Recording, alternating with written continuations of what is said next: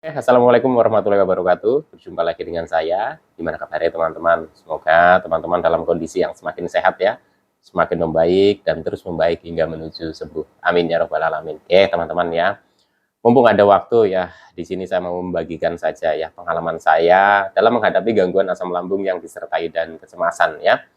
Bagaimana saya itu merasakannya, terus bagaimana awal mulanya saya kena, itu mungkin sudah ada dalam video-video sebelumnya. Ini saya rangkum saja, supaya nanti bisa buat gambaran teman-teman bahwa gangguan asam lambung yang disertai dengan kecemasan ini memang sensasinya itu kan banyak sekali. Dan teman-teman itu tetap semangat, karena gangguan asam lambung yang disertai dengan kecemasan ini bisa sembuh ya.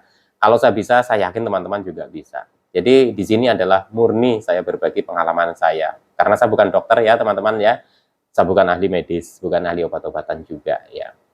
Jadi untuk teman-teman tetap semangat, insya Allah nanti teman-teman juga akan sembuh. Saya yakin itu ya. Nah, kali ini saya mau berbagi bagaimana kita itu saat menghadapi yang bertubi-tubi sensasi ya. Banyak sekali sensasinya. Setiap hari muncul sensasi, bahkan kadang ketika kita itu sudah merasa membaik ya, muncullah lagi sensasi ya, dan itu bisa bikin kita itu semakin cemas, semakin jengkel, dan semakin emosi. Padahal kita tahu ya teman-teman, kalau kita semakin cemas, kita semakin jengkel ya, itu sensasinya bukannya tambah menurun, tapi malah tambah naik intensitasnya. Bahkan mungkin ada muncul sensasi baru lagi. Nah, ini uniknya ya. Gangguan asam lambung yang disertai dengan kecemasan ini seperti ini. Mungkin beda lagi ceritanya dengan orang yang hanya mengalami gangguan asam lambung saja ya.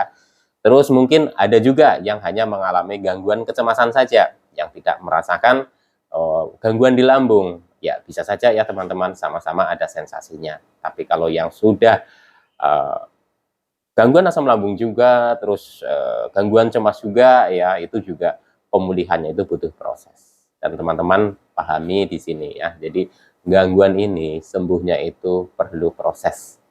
Jadi selama dalam saya itu menghadapi gangguan ini, saya mencari obat, saya mencari herbal, saya mencari dokter yang ampuh, memang tidak sesuai dengan keinginan saya. Dan mungkin bukan saya saja ya, banyak sekali orang-orang yang terkena gangguan ini ya, yang mungkin sudah 1 bulan, 2 bulan, 3 bulan, bahkan tahunan gitu ya. Itu juga belum membaik juga, karena mungkin masih mencari obat ya. Nah, dalam video saya sebelumnya ya, saya juga memang saya akui dibantu dengan obat. Tapi sifatnya obat itu kan memang meredakan ya, teman-teman ya. Jadi kalau kita mengalami gangguan asam lambung, ya kita periksa ke dokter. Pasti akan dikasih obat untuk penetral asam lambung ya, teman-teman ya, atau untuk menekan produksi asam lambung ya. Itu di dokter-dokter spesialis dalam itu pasti akan dikasihnya itu seperti itu ya.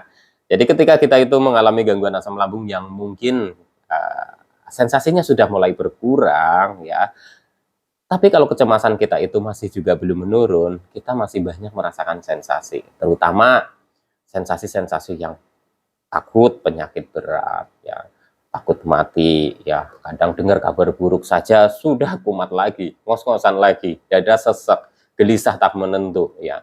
Terus dengar kabar orang meninggal, terus dengar kabar buruk lainnya gitu ya. Intinya dengar kabar-kabar yang mungkin tidak tidak kita inginkan gitu ya teman-teman ya, itu biasanya akan memicu munculnya sensasi lagi. Jadi ini unik sekali ya teman-teman.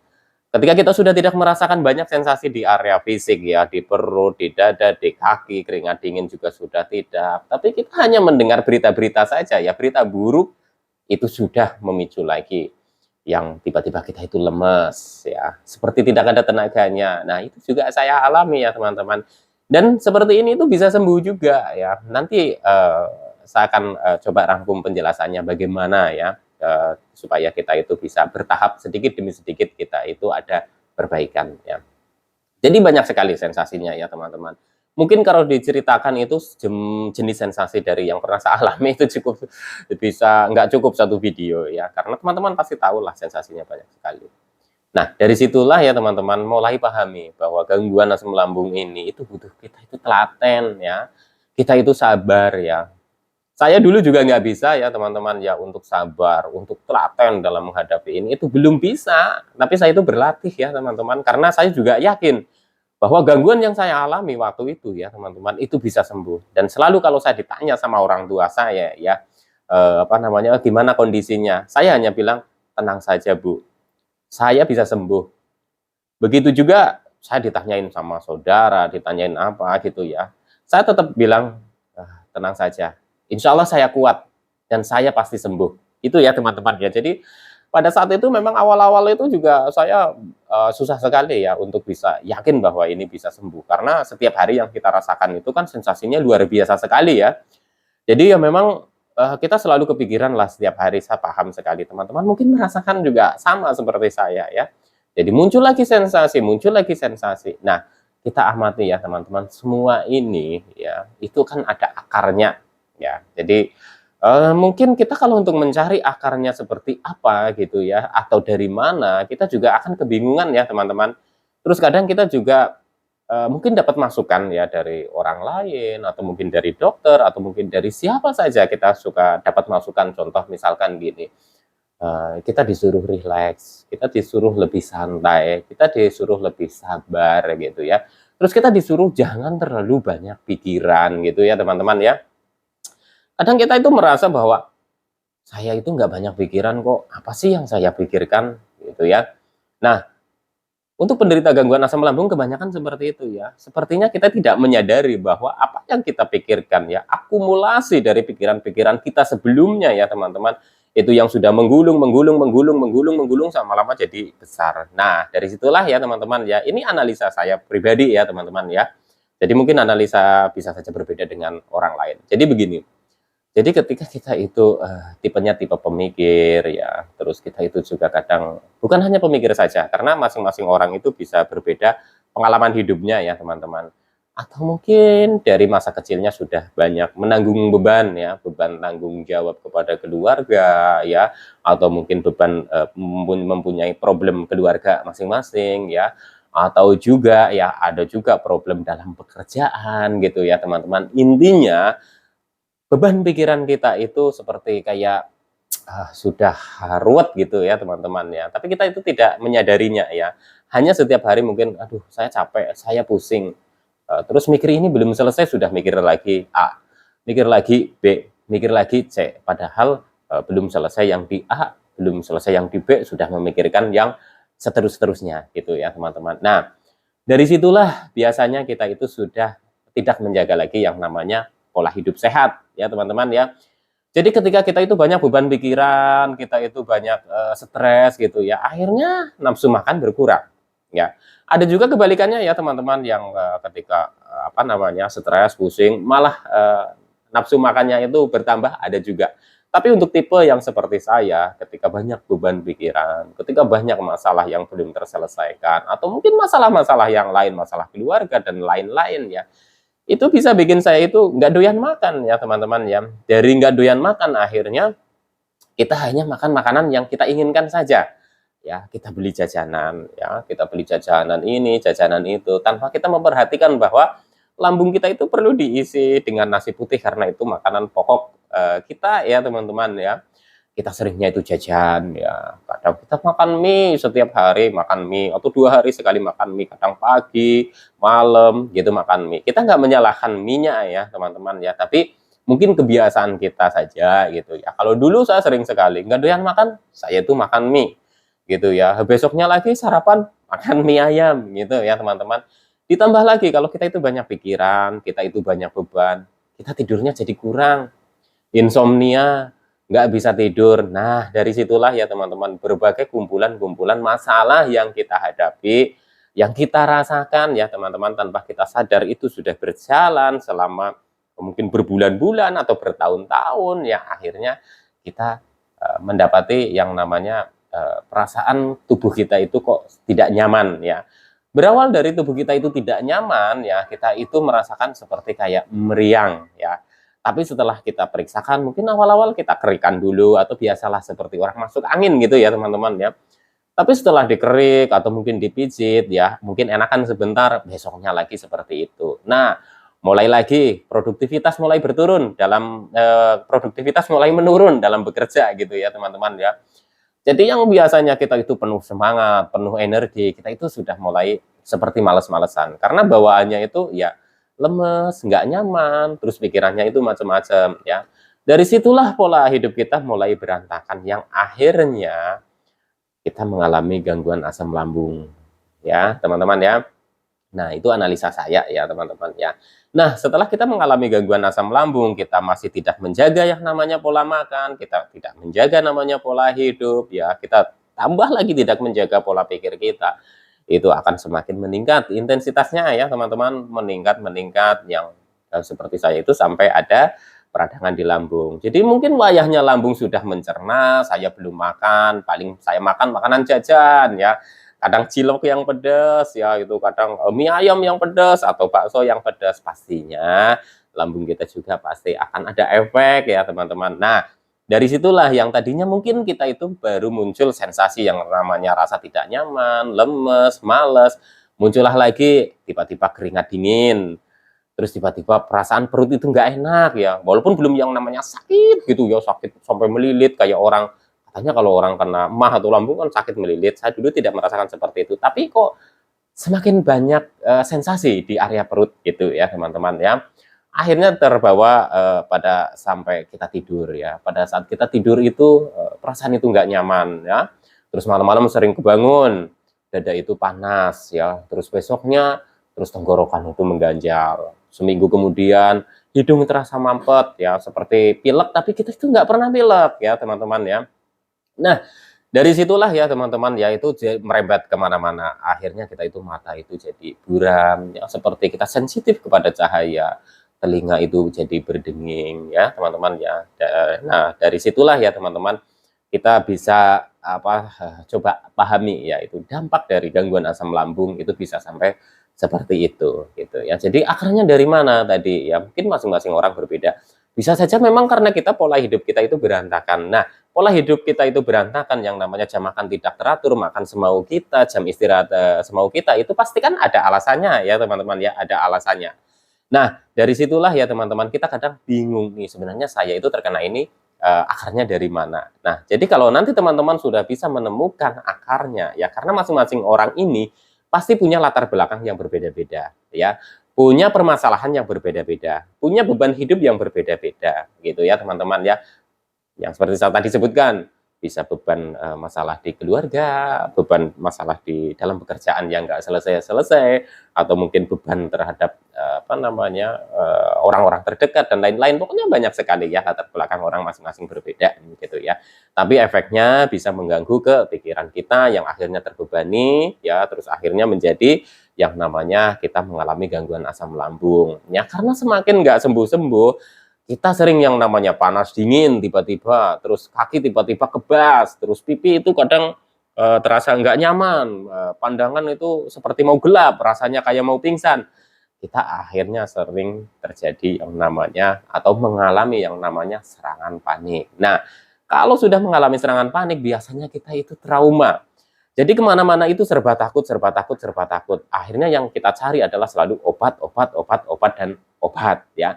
Ketika kita periksa ke dokter, mungkin dokter ada yang menyarankan coba ke psikiater, tapi kita kadang punya pikiran apa saya kena gangguan jiwa gitu ya. Jadinya kita berpikir ulang untuk pergi ke psikiater gitu ya. Karena dulu saya itu minim pengetahuan, jadinya saya tahunya hanya asam lambung, asam lambung, asam lambung ya, teman-teman ya. Tapi setelah saya amati, memang pemicunya juga masing-masing orang itu berbeda ya. Kenapa saya mengalami gangguan asam lambung? Ya pasti kan pemicunya itu banyak faktor ya, teman-teman. Jadi memang sebelumnya saya juga mengalami banyak beban pikiran ya. Itu yang saya rasakan itu seperti itu ya, teman-teman ya. Nah, dari situlah kita kondisinya semakin lama semakin kayak kok kurang nyaman, nggak sembuh-sembuh, kadang sudah enak, kita membaik lagi, kita turun lagi, kita sudah enak, terus drop lagi. Itu sesuatu hal yang menurut saya itu sudah umum dirasakan oleh penderita gangguan asam lambung. Dan kalau sudah di fase seperti ini, biasanya kita itu akan tambah panik, tambah cemas, karena kita berpikirnya bahwa mungkin ini diagnosa dokter itu salah ya. Mungkin saya ada penyakit lain, kita takut penyakit berat, kita takut cancer, kita takut ini, takut itu, takut kita nggak sembuh gitu ya teman-teman ya.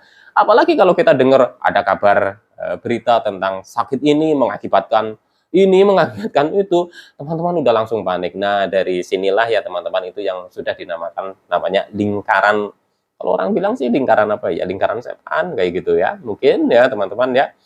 Karena apa namanya, ketika sudah membaik apa namanya asam lambungnya ya, terus pikiran kita itu kacau lagi, asam lambungnya itu kumat lagi. Nah, kalau kumat lagi kita cemas, akhirnya kita juga mengalami banyak apa namanya panic attack lagi gitu. Jadinya akhirnya muter-muter seperti itu terus. Nah, dari situlah teman-teman mulai sekarang teman-teman itu pahami dan teman-teman itu sadari ya bahwa gangguan ini ya itu bisa sembuh. Pertama itu ya teman-teman ya. Dengan cara seperti apa? Dengan cara kita itu telaten ya teman-teman. Entah dari mana ini akarnya, nanti teman-teman itu bisa menemukan ya teman-teman. Teman-teman mulai perbaiki dari mana? Karena mungkin teman-teman sekarang yang merasakan ya, ada dua nih ya. Ada yang sekarang teman-teman itu merasakan sudah apa namanya sensasi di fisik saya sudah sangat mendingan Mas, tapi kenapa cemas saya itu belum juga kurang ya.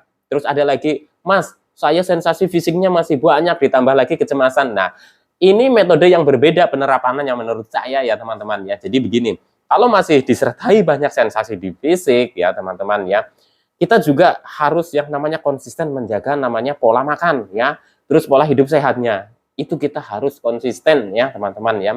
Nah, ketika kita sudah mengalami apa namanya banyak perubahan ya, yang mungkin sekarang ada di fase yang mungkin teman-teman itu sensasi fisik itu sudah banyak yang hilang ya, tapi kecemasan sudah apa namanya? Tapi kecemasan belum juga turun ya. Teman-teman ini sudah tinggal dimulai dari bagaimana melatih diri kita ya supaya kita itu bisa rileks. Dengan cara seperti apa ya teman-teman ya. Ketika ada sedikit muncul sensasi, teman-teman nggak usah takut. Sadari saja bahwa ini umum dalam proses pemulihan ya. Terus ketika teman-teman itu merasakan mungkin ya, ketika kita sedang enak-enak ngobrol, tiba-tiba kok, waduh gelisah, nggak menentu ya.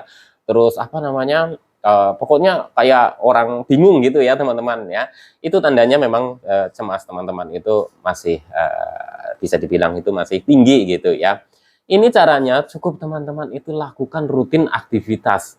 Dijadwal saja kalau teman-teman itu bingung ya. Aktivitas apa saja yang sekiranya tidak terlalu berat ya, tapi itu bisa menjadi rutinitas setiap hari gitu ya teman-teman ya. Jadi rutinitas setiap hari mungkin pernah saya berbagi di video sebelumnya. Pagi bangun tidur harus ngapain gitu. Walaupun masih ada sedikit rasa sempoyongan ya, sedikit rasa keliengan, kita harus berlatih ya teman-teman. Sebisanya kita, kalau kita masih di dalam rumah, oh iya aktivitas pagi ini apa ya, yang kira-kira kita mampu dan kita itu tidak terlalu berat gitu ya. Waduh, sebentar aja udah ngos-ngosan begini, istirahat saja nggak apa-apa, yang penting ada rutinitas. Yang sudah berani keluar rumah, lakukan aktivitas rutin. Entah itu ke kebun, hanya sekedar itu mungkin lihat tanaman atau apa, atau mungkin yang di perkotaan, bisa mungkin pagi-pagi ke taman kota atau mungkin ya pokoknya ada kegiatan gitu ya teman-teman. Jadinya kecemasan itu nanti lama kelamaan itu nanti akan berangsur menurun ya. Terus hindari juga ya mungkin mencari-cari tahu yang sifatnya itu kabar-kabar yang belum tentu benar. Contoh misalkan gini ya, kalau ada kabar sesuatu mungkin oh, orang ini meninggal karena gangguan ini atau penyakit ini gitu. Teman-teman jangan langsung percaya bahwa apa namanya karena itu bisa saja karena ada apa namanya komplikasi penyakit lain dan penyakit lain itulah yang menyebabkan gitu ya teman-teman. Jadi teman-teman mulai berlatih seperti itu. Jadi jangan langsung ada kabar ini langsung teman-teman langsung telan mentah-mentah gitu ya. Ada kabar nggak enak ini itu dan sebagainya gitu ya. Jadi memang di masa seperti ini, di masa pemulihan yang masih ada sensasi baik di fisik maupun di psikis kita, itu memang masih sensitif kita ya. Jadi hindari yang sekiranya kita belum siap menerima apa namanya kabar. Contoh misalkan kalau kabar duka gitu kan ya mau nggak mau kita kan dengar ya teman-teman ya. Terus mungkin kabar-kabar yang gini, kalau kita keluar kan suka diomong orang, waduh sekarang kok kurus banget, kok pucat banget, sebenarnya sakit apa sih, kok nggak sembuh-sembuh. Kan kita kadang masih sensitif, kita nggak tahan omongan orang seperti itu ya. Hindari saja ya teman-teman ya, yang penting teman-teman tetap aktivitas ya. Sekiranya teman-teman itu ngobrol sama orang yang mungkin enak memahami teman-teman gitu ya. Karena orang yang tidak memahami teman-teman itu belum tahu rasanya gitu ya. Dan mungkin ya mereka tidak salah. Karena apa? Karena setahunya kan orang sakit itu sudah berobat, apalagi ke dokter yang mahal, dengan obat yang mahal. Kenapa nggak sembuh-sembuh? Pasti kan orang akan bilangnya seperti itu. Karena mereka tidak tahu bahwa gangguan asam lambung yang disertai dengan kecemasan ini, ya ini memang butuh proses ya, tidak hanya cukup dengan obat saja. Walaupun saya sembuhnya juga dibantu dengan obat untuk mengurangi sensasi-sensasi fisik yang ada ya teman-teman. Ketika sensasi fisik itu sudah mulai berkurang, kecemasan juga mulai menurun, saya mulai bisa menata pola pikir saya. Ketika saya dengar sesuatu yang mungkin tidak enak, atau mungkin saya ini mau pergi kemana, tapi ini berpotensi diomongin orang ini itu yang saya belum siap, ya saya hindari gitu ya teman-teman ya. Jadi nanti teman-teman ketika teman-teman terus berlatih, nanti teman-teman akan menemukan caranya tersendiri ya. Insya Allah nanti teman-teman juga akan lebih cepat membaiknya. Sebenarnya poinnya di sini adalah teman-teman itu telaten ya. Hadapi dan jalani dengan sabar dan ikhlas ya. Untuk masalah 3P ini ya, ini juga menurut saya itu sudah wajib ya teman-teman untuk penderita gangguan asam lambung untuk menjalaninya secara konsisten gitu ya. Banyak juga yang menyampaikan saya, "Mas, saya itu sudah konsisten ya, tapi kenapa masih ada banyak sensasi?" Yang namanya konsisten, masing-masing orang itu bisa berbeda hasilnya ya. Ada yang cepat, ada yang sedang, ada yang lama. Nah, teman-teman pahami ini. Jadi kalau teman-teman sudah bisa belajar konsisten ya, teman-teman sudah bisa belajar sabar dan ikhlas ya, pasti teman-teman tidak mempertanyakan kapan waktunya kita sembuh. Jadi teman-teman jangan khawatir, kalau sudah saatnya nanti sembuh ya, Allah mengizinkan kita untuk sembuh, ya pasti sembuh ya teman-teman. Jadi teman-teman tetap semangat ya. Insya Allah gangguan asam lambung yang disertai dengan kecemasan yang teman-teman hadapi sekarang, yang teman-teman rasakan ini akan sembuh ya, dan saya yakin itu. Oke teman-teman, tetap semangat ya. Insya Allah nanti disambung lagi dengan topik yang lain ya. Jadi kalau video ini bisa memotivasi teman-teman untuk tetap semangat, saya bisa lebih semangat lagi dalam bikin video ini ya teman-teman ya. Kalau teman-teman tidak suka ya sudah, nggak usah ditonton lagi gitu ya teman-teman ya.